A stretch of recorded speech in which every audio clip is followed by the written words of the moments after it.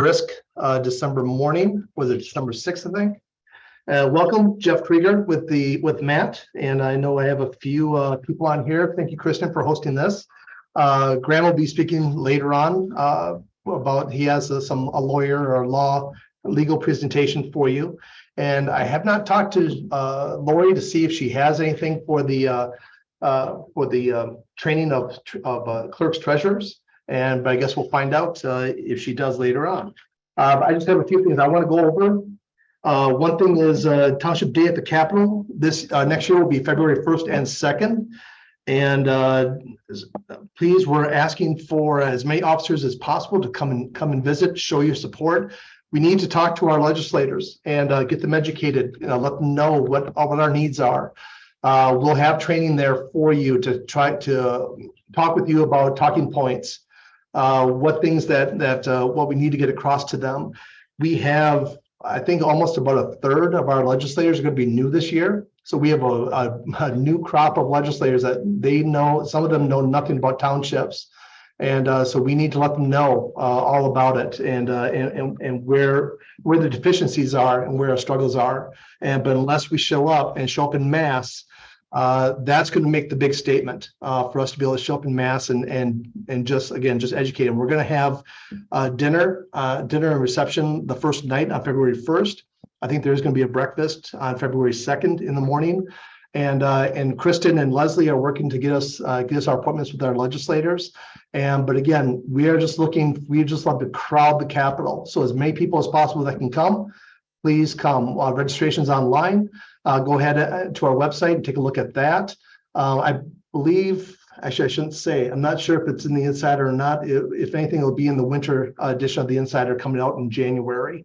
But please make sure that you register ahead of time. There will not be registration on site. So it all has to be pre-registered so we can be prepared for that at the Capitol Ridge. And we do have a block of room set up at the Kelly Inn that's nearby. Let's see. Just let you know, talks broke down with the League Coalition of Greater Minnesota Cities and Small Cities Associations. Graham and I were there yesterday and talking about annexation. That's our big push with them right now. And so it's a dog and pony show, and they're not on the call, so I can say that. But so we're gonna have to do it at session. But there again, I cannot stress this enough. We are going to need your help. And talk to your county units, figure out whether by districts or by county, probably easier by county. If you can find a couple, 3 people in each county that they're going to be responsible for dealing with your legislators. I guess it depends on how many legislators you have in your county. But we do need to make sure that we are on them and we're constantly tapping them and letting them know about townships. And I said, we will help you with talking points. And the biggest things that we have that we're going over right now is for annexation, we're focusing on undeveloped land. We are, Graham has been doing a lot of research. I've been getting a lot of calls from townships folks. By the way, thank you very much for those people who did give us stories. And I have been using them, so I do appreciate that. And again, the big push that we're going for is the undeveloped land that are basically a land grab. So cities are annexing land, and no development is occurring on that, and it doesn't look like any development is even planned for the foreseeable future.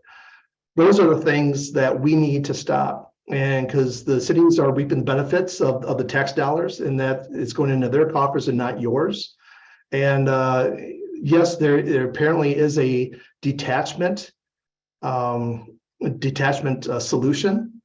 But we're going to dig into that and see what exactly the streamline or what the process is to do that, and we'll come back later if we figure out something that we might be able to help give us some leverage on this deal. And but if there's a solution out there for us that can help alleviate some of the pain that some townships are feeling, and there's a lot of pain out there. I mean, I'm seeing stories of 200-acre farms that's in a city, and so the taxes are going to the city and not to the township, and there's no development. It has been developed in 15 years since it's been annexed, and no reason why that should be in the city. And so those are things that we're working on with that. Transportation funding, again, auto parts and repair sales tax. That seems to be the cat's meow. That's what we're looking for in terms of helping to fund us going forward, not completely, but just help in the funding. If you remember last year, we had Senator Jeff Howe's bill was talking about 12% of the auto parts and repairs sales tax being dedicated to townships. 12% would also be dedicated to small cities. They get nothing from the highway user trust fund. We at least get 3% of the HUTDF. And I know I'm throwing out acronyms, I apologize. That's a highway user trust fund. But what we're going after now, because we have not been getting adequate funding since we had a TFAC study that was done back in 2015. There's a professional study that we paid for back in 2015 to see what exactly it is that townships need for the maintenance of the roads, not for putting in new roads, but just maintenance of their existing roads. And at that time, it was $15 million. Well, we all know what happened with inflation this current year, and where it's going to be going in the foreseeable future. I mean, we're still going up. All costs are going up, but yet the money that we're getting from state funds, it has not. In fact, this year alone, the gas tax, we are supposedly receiving $52 million from the state, and that's for all townships. And next year, the projection is it's going to decrease because of the fuel efficient cars, the electric cars that are on the road, people just driving less, whatever the reason is. But they're expecting a 7% decrease, which will amount to about $4 million decrease for townships next year in 2023. And so we need to come up with something. Our plan, what we're looking to put forward, is a 15% proposal of the auto parts and repair sales tax, dedicated ongoing funding for townships. And we need to get this going, because again, last year it did not go through. That was supposed to be the bonding year. By what we're finding out, they'll do the bonding this year, along with the other things that they're going to be doing. But our budget, or our surplus, is over $10 billion. It started out at just over 8. And it keeps growing. And so now it's over 10. And I've heard people talk, and I don't know any truth to any of this stuff, but I've heard even in the 11 to $12 billion range that it could be going into session this year. So right now I'm just staying with the $10 billion number, but like I said, I just heard different types of numbers out there. There's a lot of money. And again, townships, as you all know, we are the ones that get crumbs. And we need to stop that. We need to be taken seriously. We have 55,000 miles of roads, much more than any other local government unit. And we're the ones that the farmers use to bring food to the table. So people want to eat. We need to have decent roads, and decent roads for the school buses to go on for our kids and so forth. So there's a lot of things that are out there, and it makes sense for us to practical sense, and for us to get better dedicated funding. There's no reason why we can't. There's no reason. The legislature just has to have a mind to do it. And we came close last year. 6% was what they had agreed upon. It was still woefully inadequate, but it's better than what we ended up with, and that was nothing. And so, like I said, this year we're going for 15%. That will equate to roughly 40, low 40s to mid 40s, for millions of dollars on an annual basis. And so that will give us over that $90 million mark. And so it's going definitely a good step in the right direction. And but that too is something that we need to be able to educate our legislators on, and so that they fully understand that. Road reversion. We did have a bill last year from Kiffmeyer that we were kind of testing the waters with it. And it didn't go anywhere. It didn't have a hearing or anything like that. But this is where the county reverts roads back to townships, and there's not anything that we can do about it. States do it to the counties, and the counties can do it to us. And the trouble is that we now have a township up in the northern section that they have a very small levy. I heard it was like $4,000 or $5,000. Well, the county then is now talking about reverting a county road to the township. And the maintenance of that road is about $13,000. You can imagine wow, that it makes no economical sense to do something like that. To me, that's an abuse, because this is what happens. So now that township is looking to dissolve. So the county is going to get that road back. Nothing's going to change. The county is still going to have to maintain that road. But now because they gave it back to the township dissolves. Now the county can now tap into a little fund that is just for that purpose. So now that county road that the county no longer has to pay for out of its own taxes can now dip into this fund and now pay for the maintenance of that road. And to me, that's intentional. I don't think that's just happenstance. No one can consciously add 3 times to a person's levy, to a township's levy, and expect them to be able to survive. They knew this was going to happen. So we need to talk about that. Bill payment in lieu of taxes. I know this is all over the state, but I think most of it's actually up north, and the payments just have not kept up with road maintenance costs, but yet townships are still forced to and do want to maintain these roads, because obviously we want to make sure they're passable. It's for safety reasons and so forth. But these payments just are not keeping up with what our costs are. So that's another avenue that we really need to get into. And there's a whole host of other things on our legislative agenda I'm not going to go over with right now. We will have a new form once Kristen, Leslie, and Shep and I can get together and create our new legislative cheat sheet for all of you. And we'll send out constant contact so you can all have that, and of course, post it on our website as well. But going on here, spring short courses coming up in March, April, 15 locations coming to a location near you. Check our website. We do want to make sure that you register and for that. And I know that that's always a big hit. We see a lot of you guys, and I'm looking forward to it. This will be our first in-person spring short course since 2019. So it'll be 4 years. And I think last time that we had an in-person, it was like 3,000 or 4,000 people showed up. And so that's a big deal for us. And so I'm looking forward, and I'm excited about being able to meet a whole lot more of you, since I saw about 200 of you at the annual conference, and the few that I do see during the county units and the district meetings and so forth, which are all great.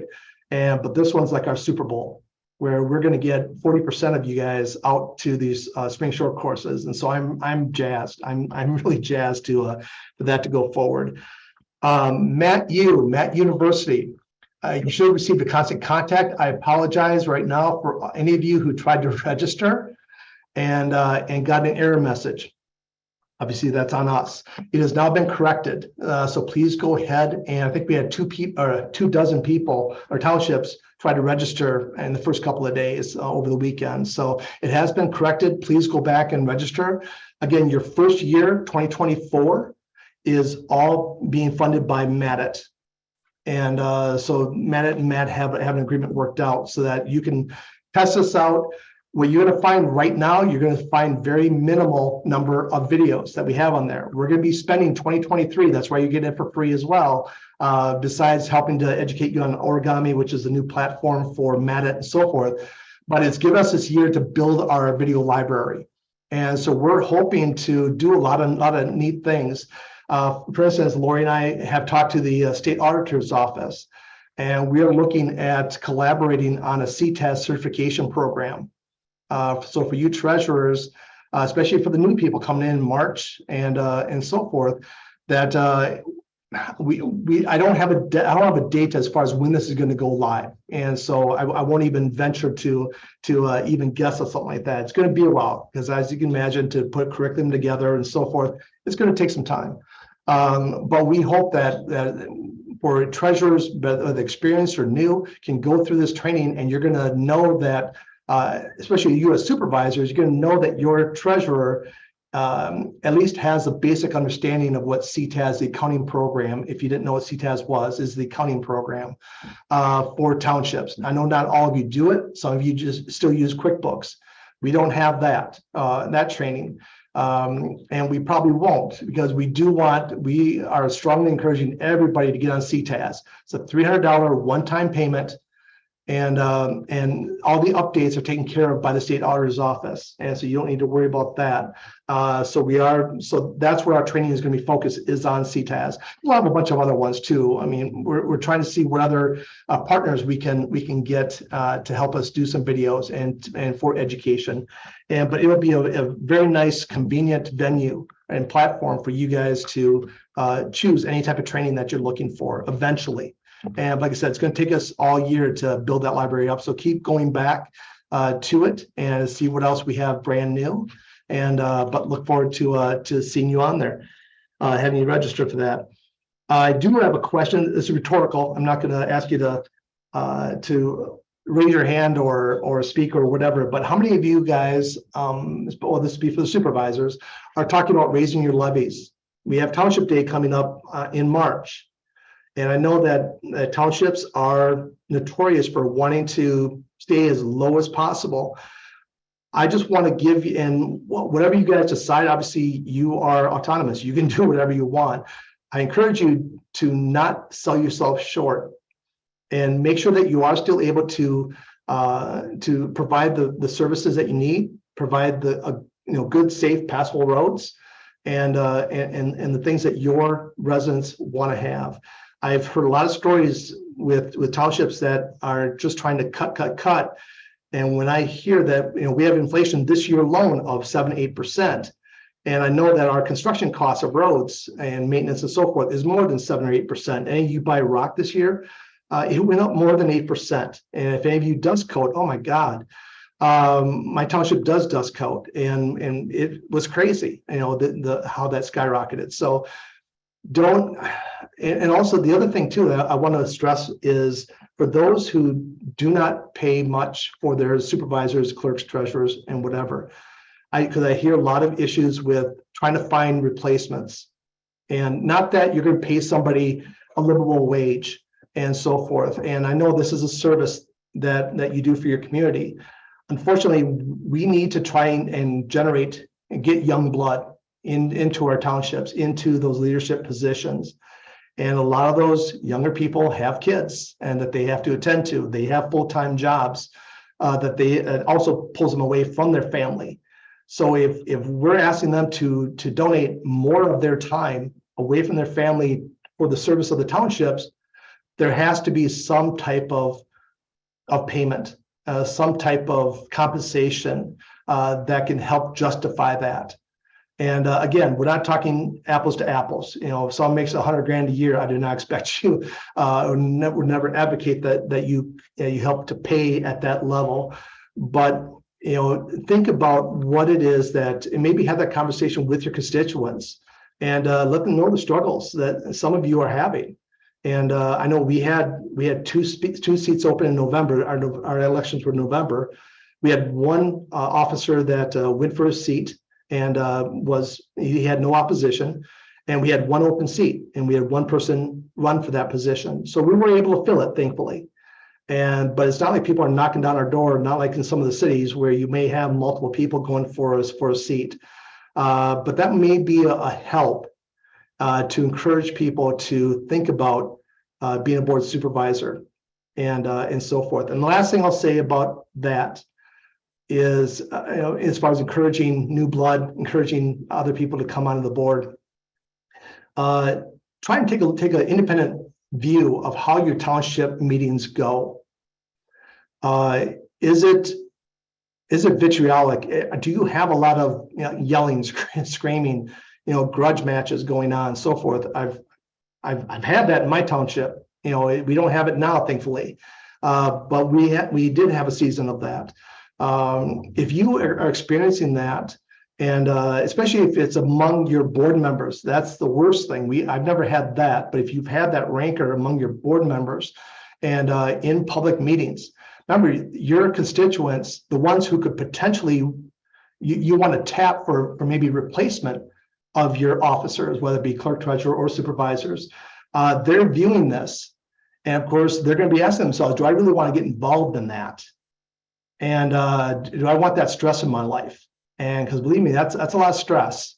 I mean, as you know, I mean, I'm preaching to the choir. I realize that.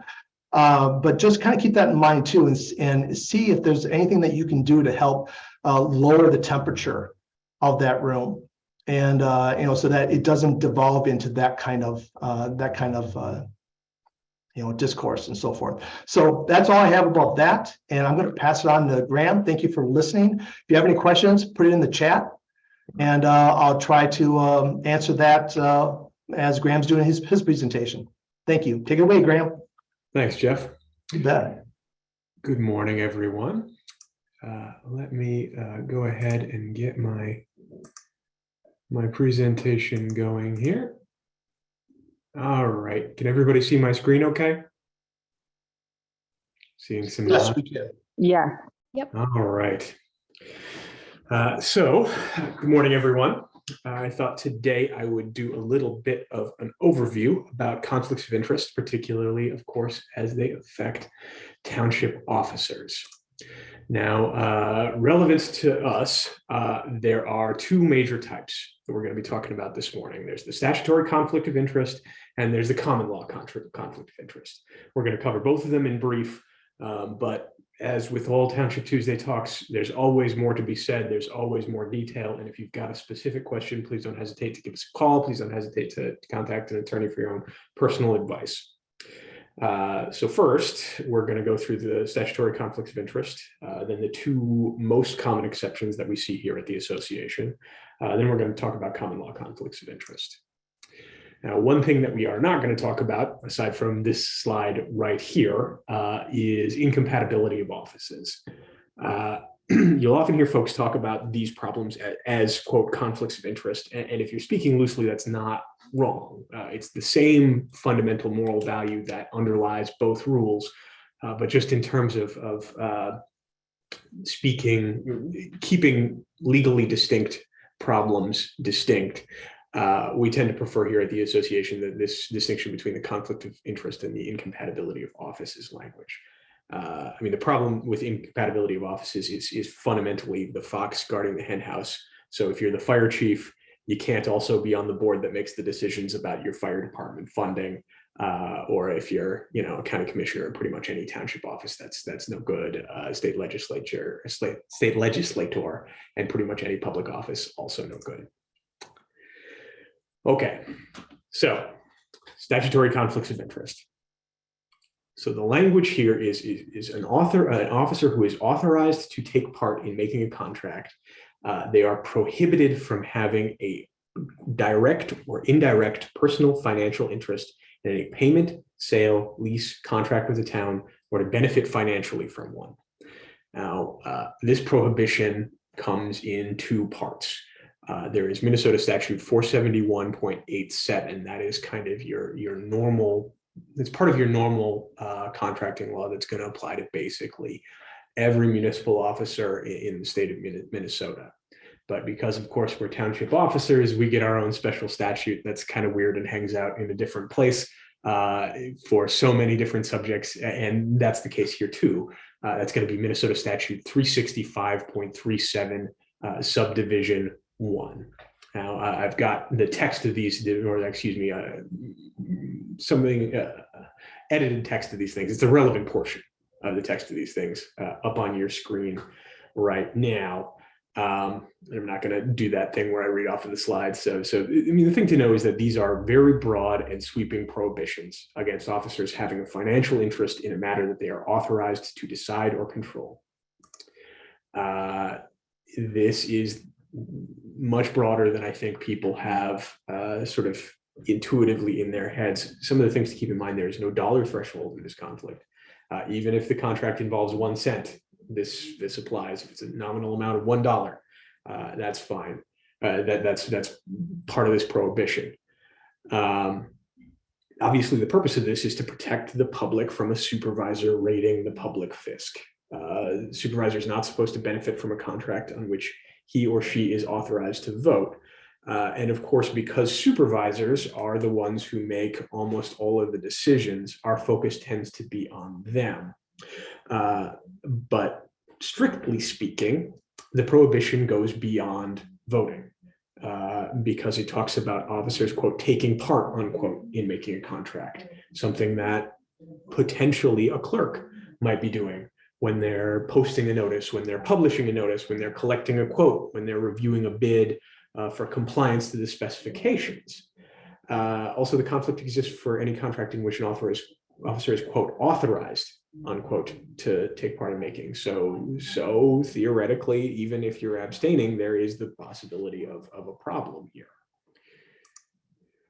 But of course, township government would be literally impossible without the extra work that township officers do. And of course, there'd be no one to do any of this if you couldn't get compensated for the extra expenses that you are incurring. And that doesn't include situations in which if somebody is on the board and they are the only contractor in town, doesn't really make any sense to fly somebody in from wherever and spend a bunch of money on that. So the legislature has provided exceptions through which a township officer can get through this prohibition.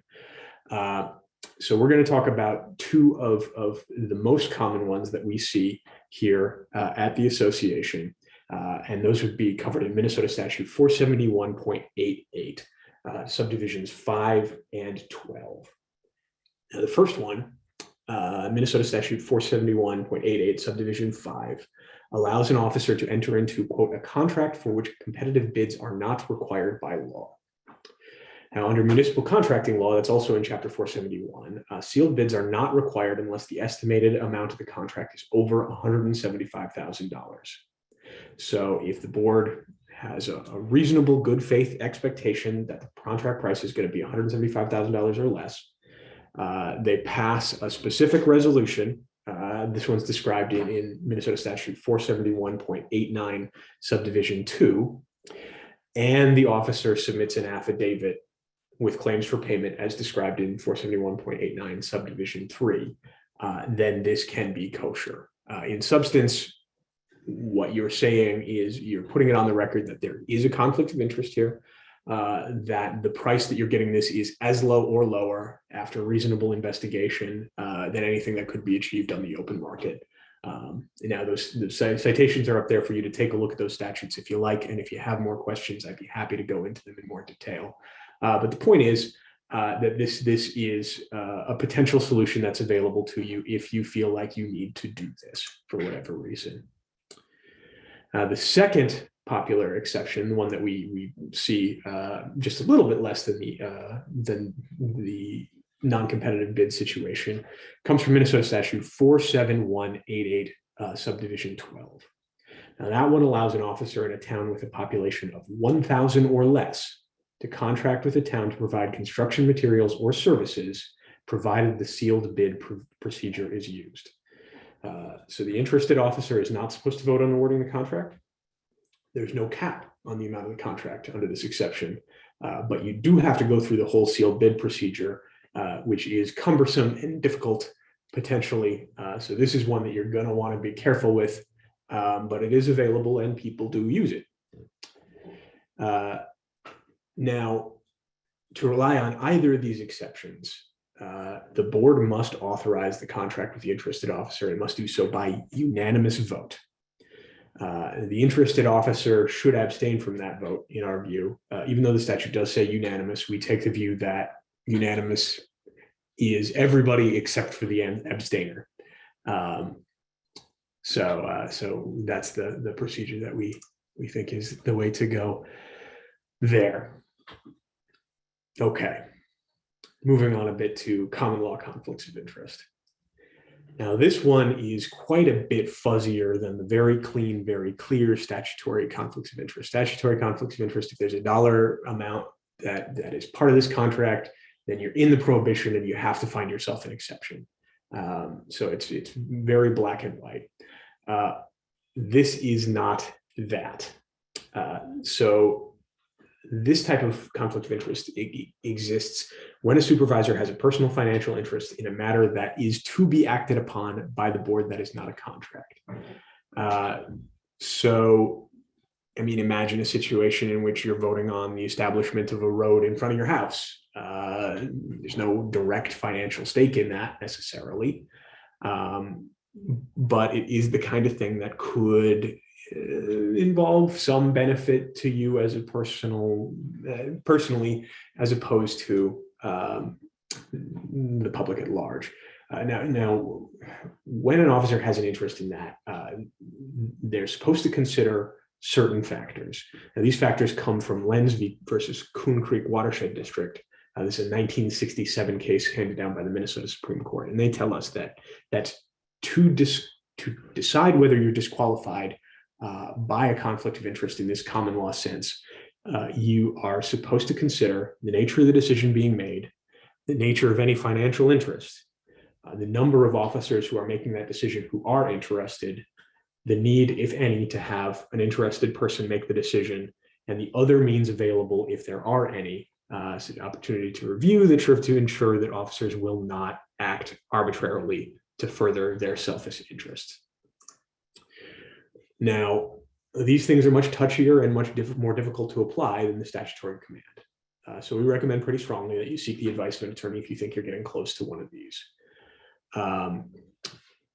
But in terms of deciding whether there is an interest, it's just as an example for how difficult this thing can be to think about here, is if you step back and you think about it for a little bit, basically every decision before a township board is arguably within this ambit.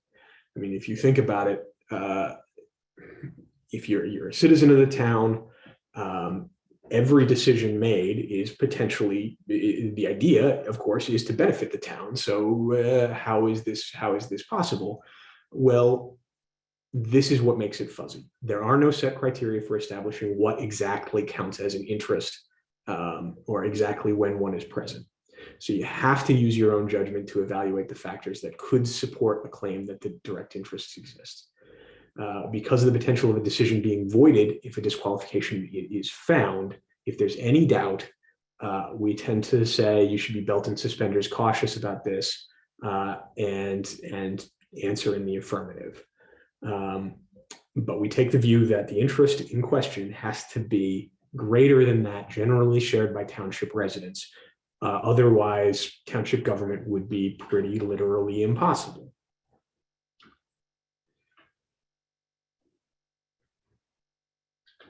Now, in general, financial or pecuniary interests are easier to identify than non-pecuniary interests. They are more likely to result in a challenge because of that, because it's easier to notice when somebody is getting paid than if there's some sort of non-monetary, more generalized benefit. Because of that, they also tend to be more closely scrutinized by courts. And then, of course, you have your statutory conflict of interest as well. But given how fuzzy all of this is, I think it's a little bit easier to talk through a couple of examples. And these examples come from Minnesota case law. And so let's just kind of go through them quickly here. So in Nolan versus the city of Eden Prairie, the issue was a city's decision to approve a variance that was challenged on the basis of a claimed conflict of interest.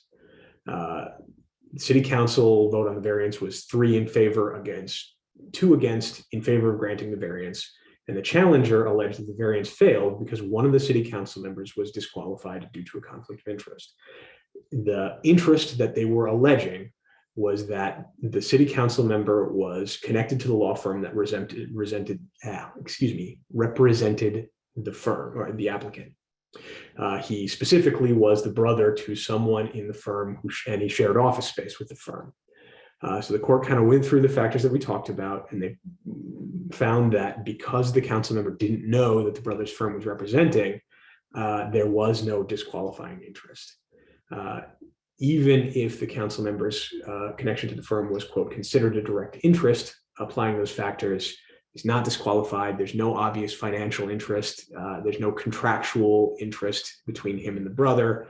And there's no connection between that and the representation. So quote, we conclude that there is no evidence supporting any reasonable argument that a conflict of interest occurred in this case. One of the other ones we were able to locate fairly quickly was Township Board of Lake Valley, Traverse City versus Lewis. So the facts here are town supervisor's participation was alleged to be a conflict of interest because that person was involved in the initial decision to circulate a petition to establish a road. The court looked at the lens factors, said that involvement standing alone is not a disqualification because by their very nature, decision to create a road are of interest to every citizen in a town, including the town board members. And of course, we all know under the Minnesota Constitution, you cannot be a town board member unless you are a citizen of the town. So the court said those supervisors are often in the best position to be aware of the need for a town road. So long as there's no pecuniary interest, so there's no money changing hands in the establishment of the road, and appeal to the district court is available to the people who didn't want the road established, which is sort of part of the normal road establishment procedure. No conflict of interest here, decision is okay. But as with everything here, you know, there's a distinction between what is legally permissible and what is politically or morally wise. It may be better to err on the side of caution if you're worried about this, because, you know, part of our job is to maintain confidence, the public's confidence that government is fair and impartial. So we recommend caution on this, and if you're getting close, then you should think seriously about disqualification. And more to the point, given how fuzzy these things are and given how many different factors can come into play, we pretty strongly recommend that if you're getting close to one of these, seek the advice of an attorney. So, all righty, that's my presentation here. Does anybody have any questions? Nice job, Graham. As people are formulating their questions, and you can unmute yourself too if you'd like and ask your question that way. There were a couple of questions that were sent to me privately, and I just put them in the everyone box. One is, can emails be deleted or do they have to be archived? So this is a pretty complicated question potentially. Right now, the law that governs most public bodies in Minnesota about sort of data retention is the Minnesota Government Data Practices Act. Now, we ourselves are exempt from that, but we are exempt from it because there is a sort of a tacit understanding with the legislature that we're going to be very careful about deleting stuff, and we're going to be very careful about, I mean, we're supposed to be giving this stuff out if people ask for it. So that's a long-winded way to start. There is an ordinance that you can pass that is adopting the recommended records retention schedule. So you can delete stuff if you have passed an ordinance, and that will end up being in compliance with the relevant statutory law. We do have a guide up on this, which I'd be happy to send over to you if you're interested. So if you have the ordinance, yes, and then you have to follow the ordinance, but be careful about this. Okay. I read the remote meeting article on the Insider. Can Matt work on reducing requirements for a supervisor to attend, say posting location? Why can't supervisors or anyone simply attend from anywhere as long as it is available for the public in the town hall? We certainly, I don't want to step on Jeff's toes here. We certainly are happy to lobby for anything that you guys think is potentially useful. If you want to talk about my opinion personally, I think you're right. I think this is a bit of a leftover from, I mean, the legislature is cautious. They are small c conservative. They don't like changes. They like thinking or things to remain the same. And part of this is people have always been able to like go to these things physically and be with the legislators physically. I think when you're talking about practicalities, I'm not sure that it matters much anymore. And once upon a time, to make your voice heard, you would have had to have been physically present, but those days are kind of gone. I haven't worked on open meeting law legislation in the past, so I don't know how flexible the legislature is going to be. But I do think long term we are looking likely at something like that eventually happening. Is that 20 years? Is that 50 years? I don't know. I think in terms of the moral substance of the issue, you're right. It doesn't make any difference so long as people can see and hear, and so long as people can see and hear their legislator. If I could step in just for a second, just from what I've heard from legislators and regarding this, one of the reasons why they have this, obviously they want to make sure that the people who are making the decisions are accessible to everybody, or to the constituents when you're making these decisions. And I believe that currently, if you can miss or you can be remote 3 times a year. And if I remember right, Graham, That's correct. but when you do that, then wherever you are at, that has to be posted as an open area where anyone can come to. So if it's going to be your home, you have to allow people in. And again, it's all about making sure that people have access to you, that there's nothing that's being done behind the scenes and whatever. And especially when you talk about a local government unit like townships. In our tagline, it talks grassroots government. We are the closest to our people than any other local government unit. And so it's hard to juxtapose that. And then when you talk about we're going to make us even more remote by going on to having everything by virtual. I'm not saying it can't be done. And I'm not saying the question should not be there. I think for convenience sake, I agree with Graham. I think there should be more latitude to allow people to do that.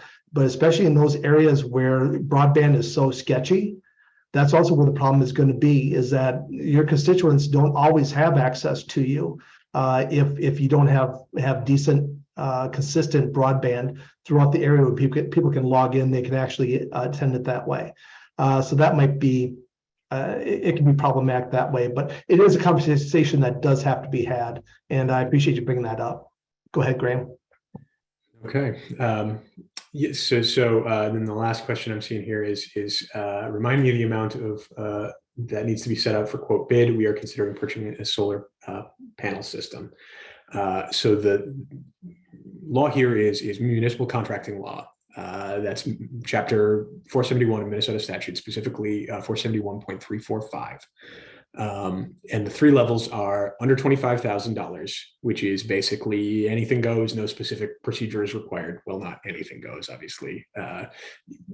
Laws about paying yourself and like that kind of stuff still apply here. But in terms of the extra procedure, you can, if it's under $25,000, you can just get on Amazon and get it, basically. Between $25,000 and $175,000, the town board must seek at least 2 written quotes from different vendors. You don't have to advertise. You can call and ask for a quote. It's usually a good idea to take the lowest price, but it's not necessarily required. There might be good reasons. If you want to take the higher one when you're talking about purchasing something, though, we recommend very strongly that you develop a very thorough finding of fact and give very clear reasons for why it is that you're doing this. Then, of course, then the last section is above $175,000. So that's when the sealed bid process is required. So you have to go through the whole song and dance routine. You have to develop specifications for the project, including any bonds, particularly for the contractors. The specifications have to be published, and the bids have to be received sealed. You have to open them with a very specific process. So there's a date that you announce that you're going to open these things. You're going to open them in public. You're going to take the lowest responsible bidder, meaning that you have to award it to the bidder that offers the lowest price, but meets the responsible bidder requirements. And that's something that can be a little bit technical. So I'm happy to go through that or send you any links to our guidance on that. But yeah, so above $175,000 is sealed bidding. between 25 and 175 is 2 written quotes at a minimum. Below 25 is kind of Wild West. Awesome. Thank you, Graham. I appreciate that. If you have any more questions for Graham, please put them in the chat and he can answer them through that way if you'd like. Or if it's something that he feels is good for the group, then maybe he can step back in after Lori and present that to the group. Lori, I believe, has some words for our clerks and treasurers. So take it away, Lori. Clerks and treasurers, supervisors, whoever wants to listen to me. Just got done with training down in southern Minnesota last week. Got to drive through the snowstorm. Thank you all who attended. I hope you got something out of it. There has been a lot of questions about the training and the registration and the venues, and we are working on some more guidance as far as that goes. These trainings ideally are for smaller venues, smaller groups. That's why the trainings are in smaller venues. They're not like the spring shore courses or annual meeting or anything like that. But we are working on a better way for registering for these and getting people the training they need. We are going to be doing some training here at the MAT office in January and February. That's going to be geared towards new clerks and treasurers. And that's going to be a 6-hour, 9 to 3 here at the office. We'll have that information to everybody very soon. Again, geared towards new clerks and treasurers and what needs to be done on a monthly basis and what you can expect from this job that they told you you only need to show up once a month and take minutes. You all know that is not true. I was asked to talk a little bit about ARPA funds, and I'm not sure, it sounds like people aren't sure how they can spend them, when they can spend them as soon as you can. And it's going to be on anything you would normally spend township monies on. Gravel, roads, all that is approved under the replacement costs, lost revenue. I know there are, and Graham, I think I'm missing one, but there are things you cannot do with this money. And one is you cannot add extra money to someone's pension. You cannot put them in a rainy day fund. And there's one more. You can't use it to lower your levy, and There you you can't go. use it. You can't use it to pay down debt either. There you go.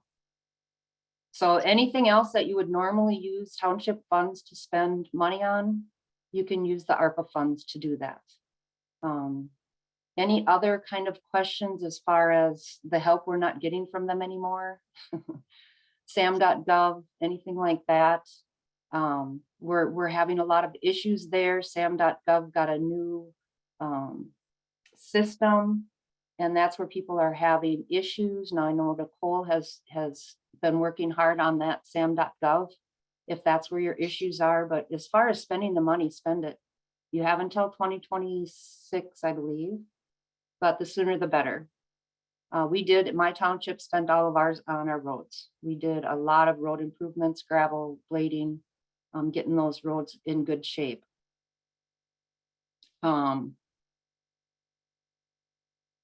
So anything, if you have any questions, get a hold of us by email or phone call. And if you have something that you don't think you can spend the money on. Carol has a question. Is there a reason new clerk treasurer training is before March elections when we get more new officers? November elections, there are some new officers as well. This new clerk training we're able to do now because we haven't been able to be in person for so long. And there are some new clerks and treasurers out there that have had zero training. We will be going out again after the March elections. We also have our spring short courses that come up for new officers. There's a lot of information there. My idea for either May or June is to get back out there, but to do some evening classes so people don't have to take time off of work. So we're hoping to get that underway. It would be like a 5 to 9 type thing. I have heard that people have to take time off of work, and it's if we want to get some township officers, we need to get them training that's convenient for them as well. We replaced street signs in the entire township with our ARPA funds. I believe that is perfect. So that's all I have. We are looking for suggestions for upcoming trainings. You know, for township officers and how they're doing their job and what to look for. So any suggestions you have, either send them to the info line or to me at the Met office. And we'll see how we can get them incorporated in some future trainings. So if you have any questions on trainings, anything I said, Reno, I hope I answered the question you had about ARPA.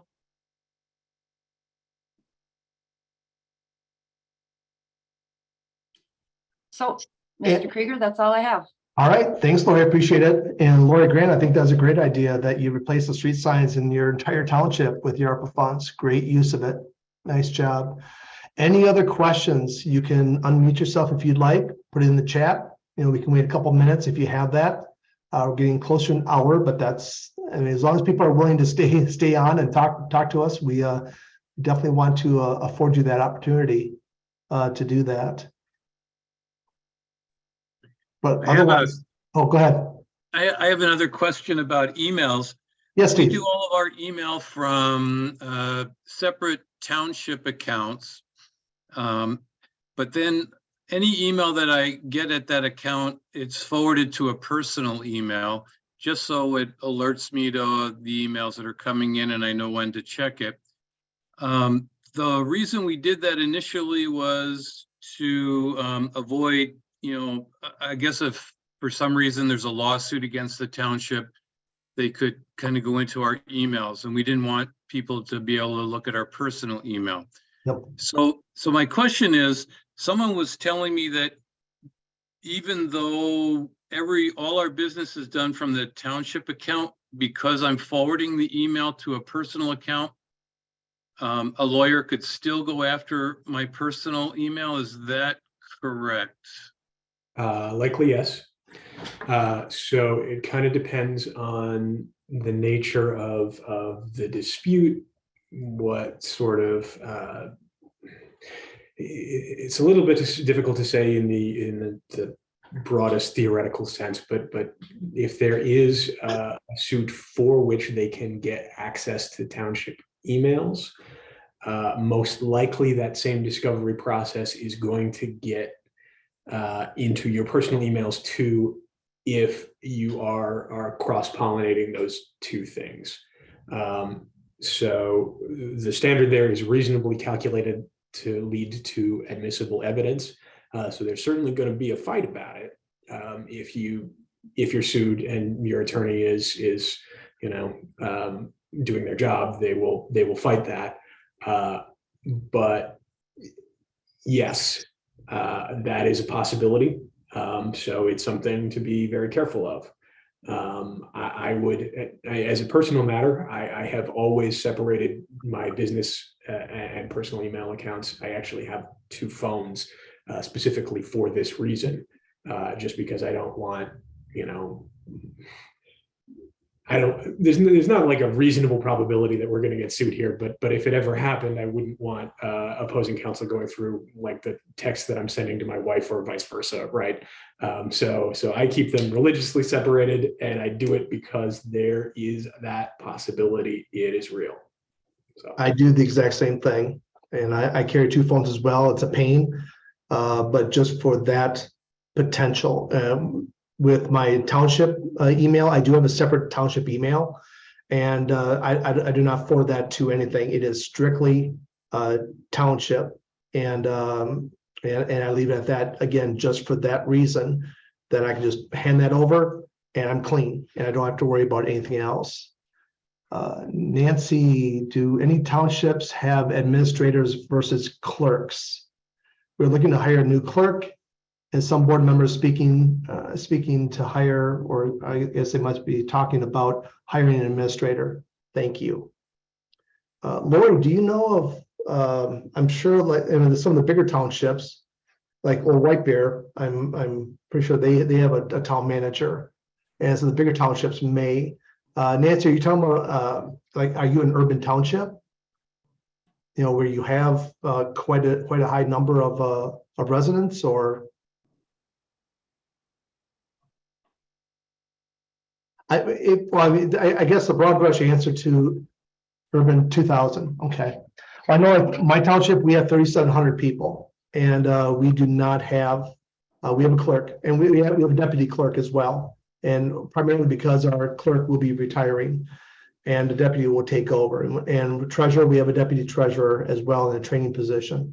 But yeah, we don't have a manager or an administrator for that. Not say you can't have it, but I guess you have to check what your needs are. If you feel it's necessary, if you can justify that, to your constituents, have at it. And but it's not commonplace. So I guess broad brush answer would be it's not a commonplace occurrence that people have a town manager versus a clerk. And I think that would depend on, do you foresee this to be a full-time job? If it's going to be a full-time Yeah. job, well, then that would be different. Then you'd probably have administrator. Good point. Most townships just have a clerk and a deputy clerk. That's a good point, Lori. Thank you. Any other questions? This is a good day today. Hey, again, if you have any questions, you can always feel free to email us here at the office. We'd love to talk with you and answer any questions that you have. Otherwise, thank you very much for joining us. And you're welcome, Chris. And we will see you in 2 weeks. Take care, everybody. Bye-bye.